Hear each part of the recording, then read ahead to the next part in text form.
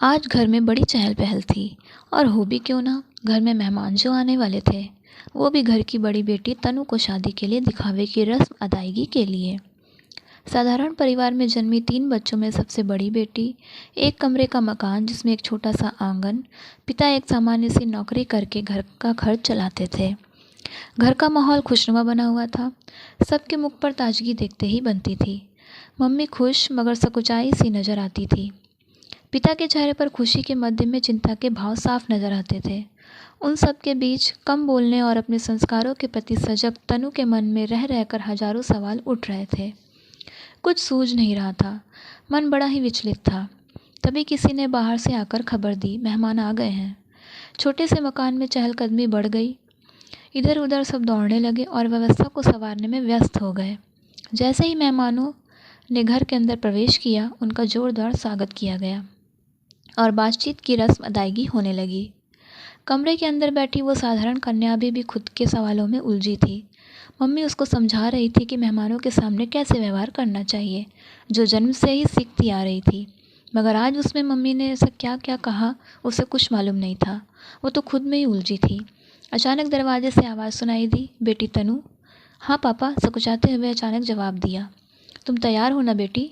जी पापा, धीरे से बोली। पापा पास आकर बोले, देखो बेटी, वो लोग आ गए हैं तुम्हें देखने और पसंद करने के लिए।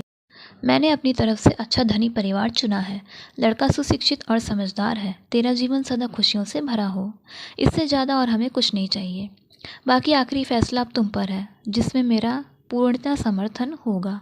कहते हुए पिता ने बेटी के सर पर दुलार से भरा हाथ फेरा। पिताजी, क्या मैं कुछ पूछ सकती हूँ? सहसा तनु बोल पड़ी। हाँ हाँ बेटा, पूछो, सरल भाव से पिता ने जवाब दिया। क्या धनवान लोग ही सुखी रह सकते हैं? हम जैसे साधारण लोग सुखी जीवन नहीं जी सकते? क्या धन दौलत का नाम ही खुशी है? पिता चुपचाप थे। आज पहली बार बेटी ने उनसे खुलकर बात की थी। वो अपनी बात कहते हुए बोलती जा रही थी। ये देख दिखावे की रस्म का क्या अर्थ है? क्या क्षण भर के लिए किसी को देख लेने से हम किसी के व्यक्तित्व को जान सकते हैं? मेरे कहने का तात्पर्य यह नहीं है कि मुझे इन लोगों से या पैसे वाले लोगों से शिकायत है। मैं तो बस ये कहना चाहती हूँ कि मेरी खुशी धन दौलत में नहीं, उन संस्कारों में है जो आज तक आप मुझे सिखाते आए हो। मैंने आपसे ही जाना है कि व्यक्ति से ज़्यादा अहम उसका व्यक्तित्व होता है। अगर 2 व्यक्तियों के विचारों में समानता हो तो इंसान हर हाल में खुश रह सकता है, वरना अच्छा भला जीवन भी नरक की भेंट चढ़ जाता है। पिता चुपचाप उसकी बातें सुन रहे थे। बातों में सच्चाई थी और हकीकत में जीवन का मूल मंत्र भी थी। बेटी धारा प्रवाह बोलती जा रही थी, मानो उसके अंदर का सैलाब आज फूट पड़ा हो और वो उसमें शब्दों के माध्यम से कतरा कतरा बह रही थी। क्या दिखावे की रस्म का इतना बड़ा स्वांग रचकर ही हम एक दूसरे के बारे में जान सकते हैं? क्या इस तरह किसी के व्यक्तित्व, आचरण या जीवन शैली का आभास कर सकती हूँ? मुझे स्वयं को लगता है शायद नहीं। आप यह न समझना कि मेरे कहने का अर्थ इन सब का विरोध करना है। मैं किसी भी सामाजिक क्रियाकलाप के विरोध में नहीं, और ना ही मैं प्रेम विवाह या लिव इन रिलेशनशिप में विश्वास रखती हूँ। मेरे कहने का आशय मात्र इतना है कि किसी भी व्यवस्था को बदलने की नहीं, उसमें यथास्थिति समय अनुसार परिवर्तन करने की आवश्यकता है। जीवन कैसे जिया जाता है यह आपने मुझे अच्छे से सिखाया है। मैं हर हाल में स्वयं को ढाल सकती हूँ। परिस्थिति सम हो या विषम, दोनों से निपटना आपने अच्छे से सिखाया है। इतना कहते हुए तनु रूंधे गले से अपने पिता से लिपट गई। दोनों की आंखों में आंसुओं का सैलाब उमड़ पड़ा था। मम्मी मुंह पर हाथ रखे अपने स्वर को दबाए खड़ी थी। वो खुद को संभालने में असहाय लग रही थी। पिता ने रुआंसा होकर अपने दोनों हाथों से बेटी का मुखड़ा ऐसे उठा लिया जैसे बड़ी बड़ी पत्तियों के मध्य पुष्प कमल हो। बेटी के माथे को चूमते हुए बोले, बेटा आज मैं कुछ नहीं कहूँगा। फैसला तुझ पर छोड़ता हूँ। तेरी सहमति ही हमारी सहमति है। आंगन में बैठे मेहमान और परिवारगण शांत भाव से कान लगाकर उनकी बातें सुन रहे थे। इतने में अचानक लड़का खड़ा होकर बोला, माफ़ कीजिएगा, क्या मैं कुछ बोल सकता हूँ? इतना कहकर सब सहम से गए।